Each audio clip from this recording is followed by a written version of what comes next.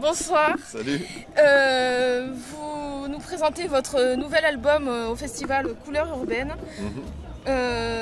Ce soir, en fait, c'est le reflet de toute l'histoire de Sinsay, en fait.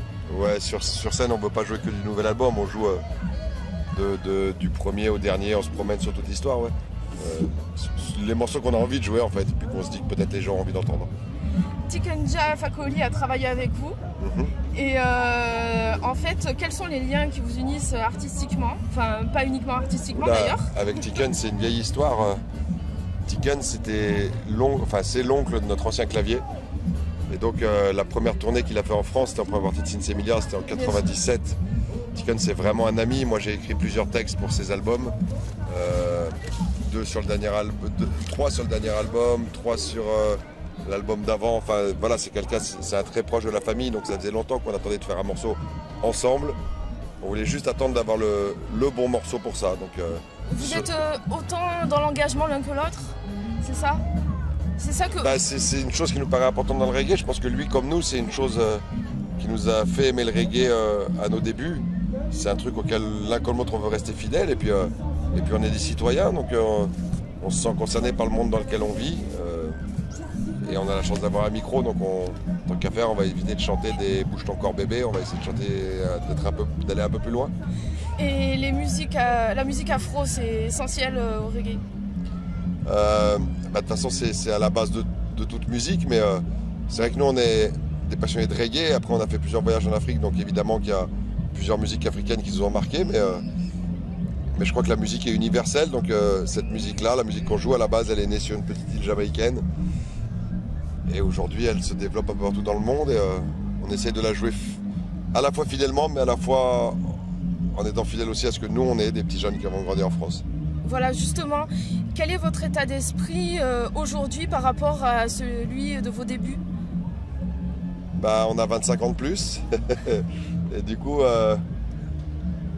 notre regard sur le monde est peut-être plus... On a peut-être une vision plus claire. Je crois que les valeurs sont restées les mêmes. Elles sont parfois exprimées différemment, mais les valeurs sont restées les mêmes qu'à nos débuts.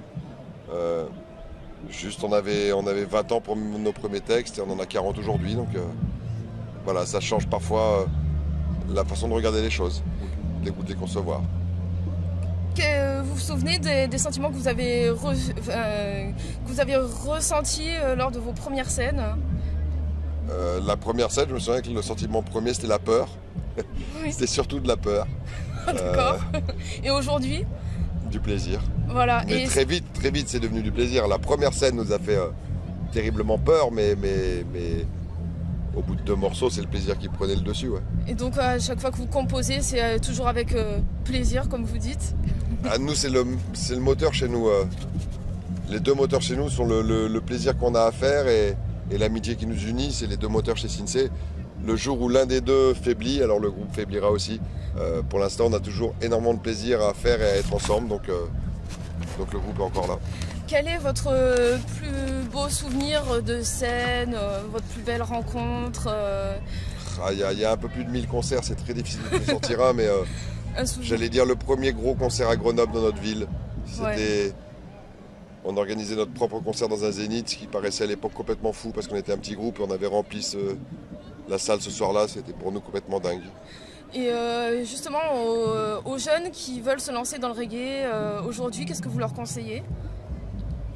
De le faire par plaisir, de penser au plaisir et de ne pas penser carrière. Nous vraiment, pendant tant d'années, pas une seconde on se serait dit tiens, on va en vivre ou ça va être notre métier, on va faire carrière.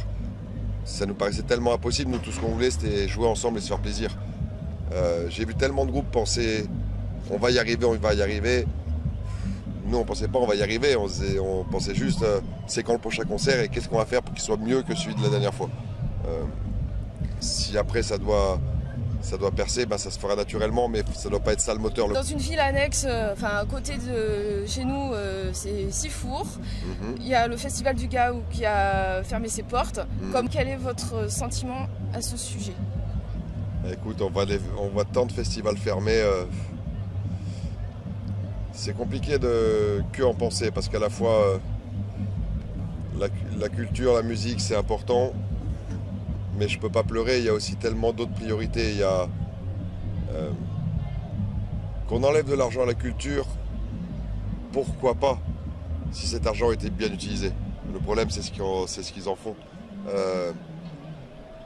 Moi j'aurais pas de problème si demain on me dit on va supprimer plein de choses dans la culture pour régler le problème des SDF, pour régler tel problème de seuil de pauvreté, dans ce cas-là oui, mais bon c'est pas vraiment ce qu'ils en font.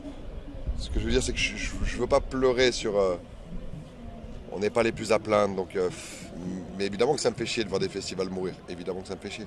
Parce que vous êtes friand de ces festivals, parce que... nous c'est toute notre vie depuis 25 ans. Ouais. Le reggae c'est avant tout une musique festive, donc... Non, puis chaque fois qu'il y a de la musique quelque part, on est content, on veut que je pense que ça permet aussi aux gens de passer des bons moments, de s'aérer le crâne, etc. Tout ça, on est content.